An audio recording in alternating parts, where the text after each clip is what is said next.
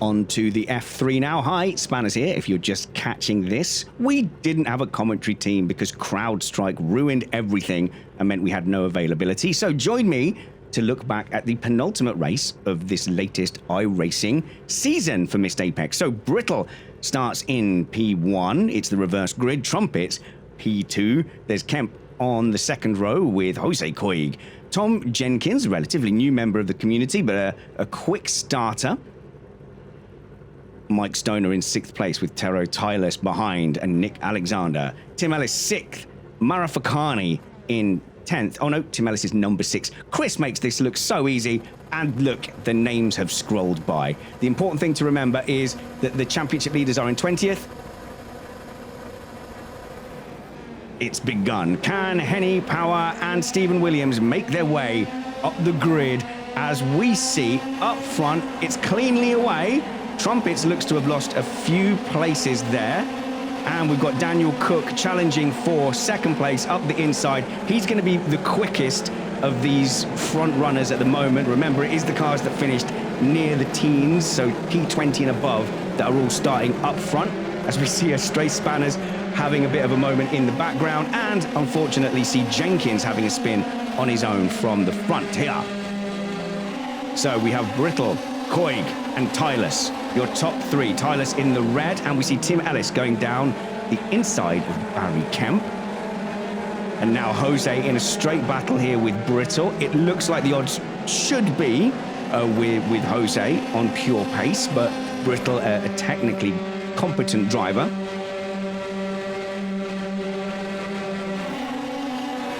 And as the pack shuffles itself out in the kind of unique way that it does on a reverse grid, Barry Kemp, I think, taking the sensible decision to tuck in. I think it would be silly to try and fight your way back, Tim Ellis, at this point. I think a lot of that will be just getting out of the tow and go, yeah, let's just sit here and follow Ellis through the pack. And that might be a sensible thing to do with Cook as well. See, Cook has the pace, but maybe not the same reputation to make cars pull over and slot in behind you. So Cook is going to force the issue down the inside of the hangar straight into Stowe. I would put my money on Daniel Cook here to be better on the brakes, and Kemp leaves a lot of room and takes a look at it. Looks like an early braking zone so that he could tuck in behind Daniel Cook.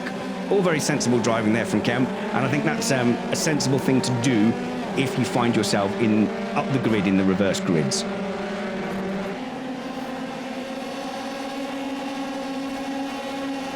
The leaders coming through then, we can see Carl Power 3 or 4 places up ahead of Daniel Henny there in the background. And I think it is tempting just to focus on the leaders, but these guys up front are fighting for a race win as Tim Ellis closes down the gap then on Tero Tylus. And again, yeah, Tim Ellis definitely the fastest probably of that top 4. Kyle Power getting past ahead now of Alex Smith and Colin Ward and Danny Henny there. So Colin Ward in the Williams, Danny Henny in the red, and the deep red there is Alex Smith. Ward thinks about having a look down Smith, leaves it alone for now, and that is Mike Stoner making himself felt, making his presence felt in the championship fight, holding the inside against Carl Power, goes around on its own and hits Alex Smith. Well, that could easily have been Danny Henny, championship leader that he took out there. He's gone around on his own. It looks like he's held his brakes, and that has cleared the path for Danny Henny. We're going to see a replay of that. Oh, and unfortunately goes across and takes out Williams. And that realistically probably means the end of Stephen Williams' challenge for the title. James Gill is out as well. Oh, Mike, you've done all you could there, but you've made an awful bloody mess.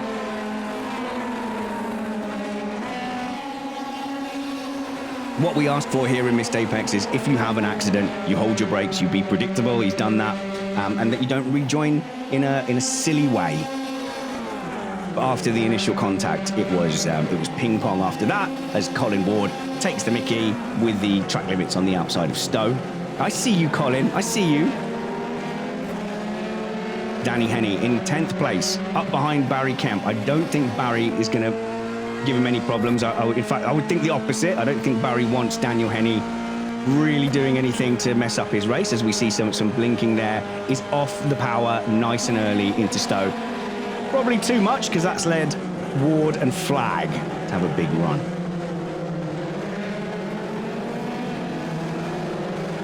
And we've got Matt Trumpets there in 14th place. Can he have a run at Barry Kemp? And then we've got the very quick Snodland behind. Who's down P6, you say? Oh, how have I sneaked my way up there? All right, Matthew Brittle still holding on. That is a great performance to be holding on ahead of a very quick Jose Koig and Tim Ellis. Daniel Cook in 5th place now. So he's at the back of that 5-car train. All these cars within a shot of winning, I would say, 2nd to 5th, all on paper faster than Brittle. But it looks like Brittle isn't making any mistakes at the moment, isn't giving Koig an opportunity to just close the gap. And now Koig has to worry about Tim Ellis, who could make himself a very big problem when he fancies it. A big gap then back to 6th place as me. I'll refer to myself in the 3rd person, as Spanners now has a mirror full of Kyle Power and has a history of not getting in the way of Kyle's championship ambitions. Snodland. No, that's Ellis. Ellis goes on the brakes a little early, decides not to dive bomb down and have a look in front of him to see what Koig is doing in front of Brittle. So I would think Ellis will look at that battle ahead and say, well, I'm faster than the 2 guys ahead. As long as they're not giving me too much trouble, then I can be patient. I can afford to be patient on lap 3. However, the problem is you do have Tylus and Cook behind. So Tylus and Cook, both very fast this weekend, both very fast on this track. But that is the top 5. Brittle, Koig, Ellis, Tylus and Cook. Puff of smoke comes out of Tylus's car there, so maybe not adjusting his brake biases. Ooh. You want them to the rear. You want them a little more to the rear here in the F3. As things settle down. Brittle exceeding expectations, I think, now. But I think the pace difference might be starting to show. If the cars behind can be a little sensible, and I think that is what Tim Ellis is doing right now. Well, you say that, and then he ends up right in his gearbox. But you can certainly put each other off enough to let somebody get away. Kyle Power breezes his way past Spanners. Now Spanners has Danny Henney behind him, and there isn't such a history of Spanners not getting in the way of Danny Henney's title ambitions. Much, much better apex there from Henney, missing the apex from Spanners and then going wide as well. As they hook into the right-hander, hard to pass there, impossible to pass to the left. Set yourself up for the hanger straight for the final right-hander of Maggots and Beckett's and see who has the better run. Danny Henney, 3-time champion, or me? It was Danny. It was Danny. Danny's got a monster run down the inside, a token defense, but really not worth it for me at this point to defend against the championship leaders or be involved in the championship fight. And now he trusts me to hit the breaking point as we go into Club and into Vale. This is the battle that counts, with Stephen Williams down in 15th place after being made to disappear from the championship fight by the magician Mike Stoner. That's the joke, he's a magician.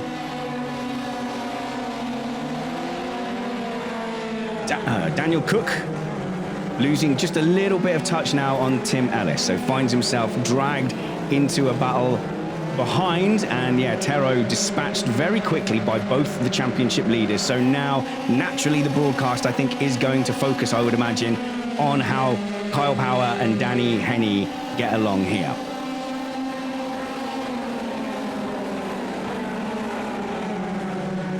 It's Kyle Power who has the first sniff of that battling top 4. Tero Tyler staying out of it. Now he sees Tim Ellis on the inside of Luffield. Tim Ellis taking the wide way round. Surely that's going to give Kyle a run down to Copse. Not the greatest place in the world. You almost don't want to overtake into Copse, but you've got no choice. I've got to get side by side. But no, he lifts.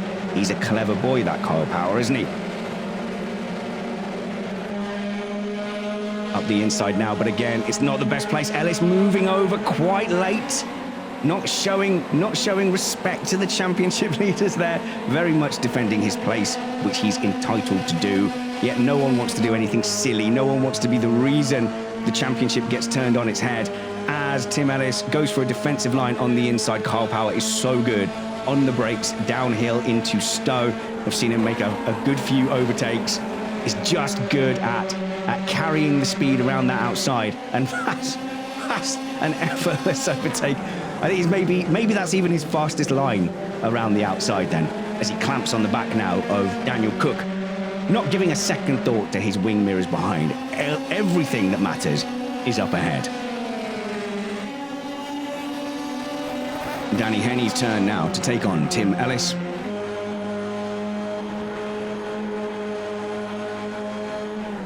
And that's down the inside into Village. Kyle Power going on the inside of Cook, and Cook looks to have either broken too late or Brittle has checked up a little bit, getting overtaken by Coig. But that looks like that is Brittle out, and I can see Henny dropping on down the order as the replay goes, and it does look like Brittle checked up a little bit or maybe overslowed, and has hit Danny Henny on the recovery, and that is a bad rejoin and a bad restart, unfortunately, there from Brittle, and that is Danny Henny rolling down the order to P12. It looks like Cook has gotten away with it. A little bit of a wiggle perhaps suggests there's some damage as Tim Ellis gets up the inside into Abbey, and that has massive championship repercussions there. Henny all the way down. I can't even find him on the timing screen. In 15th now with damage, with Flag and Molden chasing him down. And there we have Tyra. Oh, sideways snap as Spanners comes up the inside to take advantage of that. And it does look like Taro yielded that position in the end. But there were the two of them up front. Oh my goodness, the two of them up front there, Tyro and Cook, Tylus and Cook slowed each other down to roadblock speed, and Spanners came hurtling through. And it does look like Tylus got out of the way just in time. So we now Greenhow pursuing Spanners, with Tylus losing out maybe 3 places in that interaction, and now he has Snodland back there.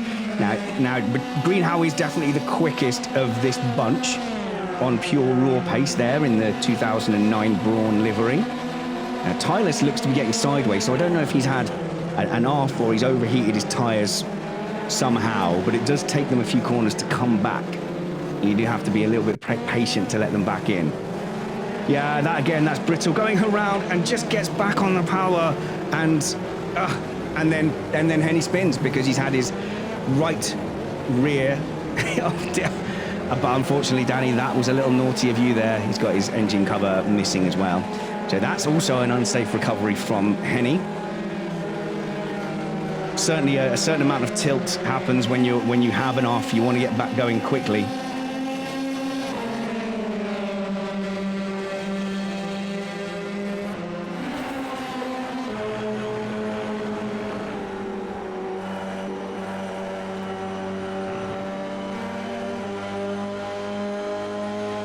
As the commentator doesn't mute his mic to have a sip of drink.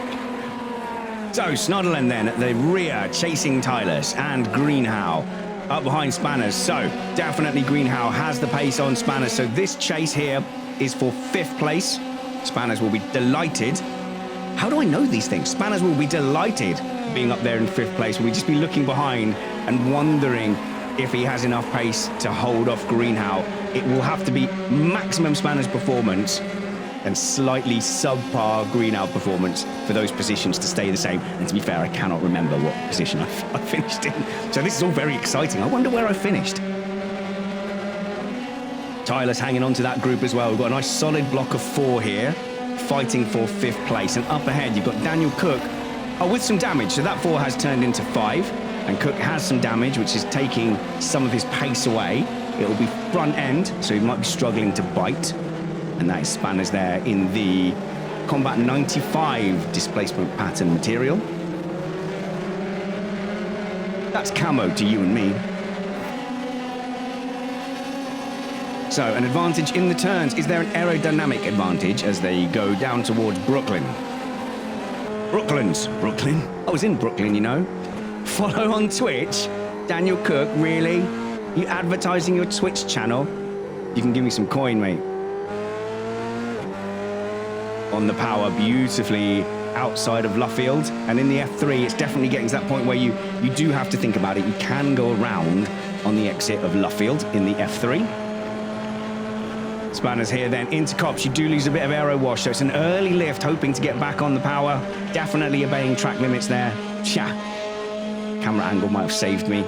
Dust up ahead as people take as much curb as they can, as Brad says. Take more curb. Oh, that's beautiful. See that? See how much curb I took on the left? That was great. Down hanger straight. Can Spanners, flipping between first and third. Can Spanners get down the inside of Daniel Cook? They've got the run. The inside line is king unless you have the skills of Kyle Power, which I don't. Can I do it, Kyle Power? Around the outside. Can I hold the speed and carry the speed? Cook has done enough to check up, but he holds the inside line as well. Don't you take away that front line now. You chose the inside. You live by it. A cutback, attempted cutback by Spanners as they head down to Abbey. And all of this somehow not putting them into the clutches of Mark Greenhow. What are you playing at, Mark? To the inside of Abbey. It's a very difficult place to do it, but it can be done. You have to compromise a little bit, and I think ultimately the damage on the front end of Cook caused by that contact with Brittle, making it that Spanners can do that line into Abbey and Cook can't. And now struggling all over the place, going into the clutches of Greenhow. A valiant defence. But when you don't have that front end, you don't have the front end. The Dragon of Wales on his front wing couldn't protect him from the damage caused. And now he's at the mercy of the English knight, Greenhow. Up the inside. That's a great move into Brooklands there. Very brave. On the brakes because you're braking and turning, so you're unsettled. But I think now we see that the cork has been unbottled. No, the bottle has been uncorked as Cook's valiant defence finally fades and Snodland is on the outside. So we've got Malden here fighting for P17 against Smith. And James Gill has found himself at the back as well. James Gill involved in that contact, I think, early on with Mike Stoner. So Stoner's incident when he came back across the track, I think he took out Gill and then Williams. Malden doing very well here to hang on to that pack. The Formula 3, not the strength of the gold-plated race control driver, but once we get into the Super Formula, that'll be very different. So be well positioned up the reverse grid for the Super Formula. James Gill in the black car. No, the white car. Just don't have asymmetric cars, guys. Lame. Spanners then managing to keep a half a second gap ahead of Mark Greenhow. Somehow. Spanners definitely had the pace in practice and the practice races, and this is my speciality. So we're in fourth place now, which means we have lost somebody at the top. Oh, that was Cook. So we did get past Cook, and now the gap is actually closing to Coig up ahead. Oh, I was going to say, I can't remember where I finished. Oh, around goes Snodderland! Around goes Snodderland! And Tylers keeps his foot pinned and ends up in the wall. And that is just something that happens at turn 4 on the power too early. And actually, no, Tero didn't have a chance there. Had no chance of getting out of the way. Makes his way back on track. Now then, with that gap closing up front, 4 cars have a chance of a podium here in the F3. Maybe Greenhow is playing it smart, saying, actually, Spanners has got a bit of pace up front. Let's let him go and catch Jose. But the time is running out now. So 2.5 laps to go as they go through Copse into Maggots and Beckett's, as we're following Stephen Williams charging back up to 8th place after that early incident. And you'd have to bet on him here to pass Barry Kemp. So there's points, and it's more points than Henny. But in commanding position now, you would have to say, if it finishes like this, I believe, I'm going to pretend I wasn't doing the maths at the time. If it finishes like this, Kyle Power will be just a few points behind Danny Henny into the last round. Stephen Williams up the inside of Barry Kemp.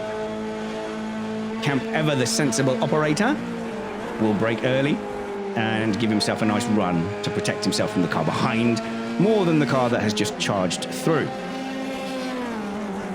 He's a smart cookie, that Betty.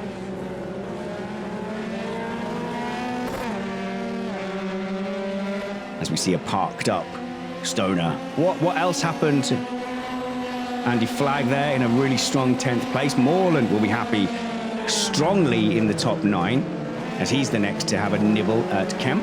And as we see Cook now on around the outside, I think Cook was, still with that front wing damage, able to keep hanging on to this battle, but they've both now been caught, I think, by, is Stephen Williams? No, Williams is 6 seconds behind, but Cook is doing amazingly to stay with Greenhow and Spanners. Really great drive there from Cook. Desperately unlucky. When I first saw the contact, I thought maybe he'd overcooked the braking zone, but I think it was clear that Brittle was just perhaps over-braking or trying to himself get a cut back on Jose. One to look at again, but that's all done and dusted as Koig is up there in the championship, in the podium positions, and Kyle Power is really giving himself the best possible chance. The wrinkle in this is that Kyle will start 20th in the Super Formula, whereas Danny will start 2nd.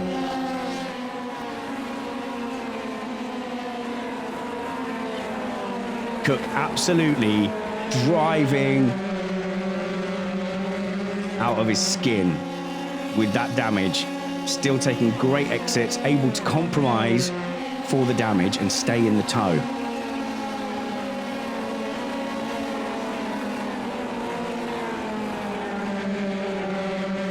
Well, this has been an interesting race. In the reverse grid races, part of the skill and the luck is getting through those early confrontations. Stephen Williams getting taken out on lap 1 as a ping-pong ensued from a very nothingy half spin. In the end, an innocuous spin with big consequences. And then the contact between Brittle and Cook taking out Danny Henney as well. That has really set us up for an exciting Super Formula race. And it doesn't look like anybody's got the legs to catch Kyle Power. He turned up today, not the favourite, not rating his chances, but he's done absolutely everything in his power to get himself up. A sensible drive at the beginning of the F4 race. A dominating drive through the field in the F3. And stayed out of trouble as well. Earned himself the right to fight for the title in the Super Formula.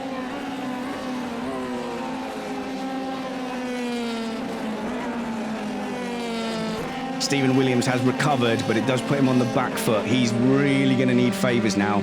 Starting near the back, so he's going to be starting maybe P13 in the Super Formula. With Danny Henney maybe up in 4 or 5.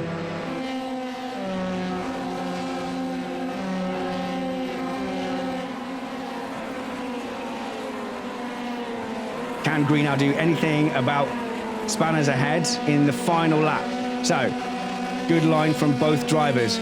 Looks like Daniel Cook dropping back to a 2nd now. That damage finally taking its toll. You're working the tyres harder. You're working your brain harder as they both close down Jose as well.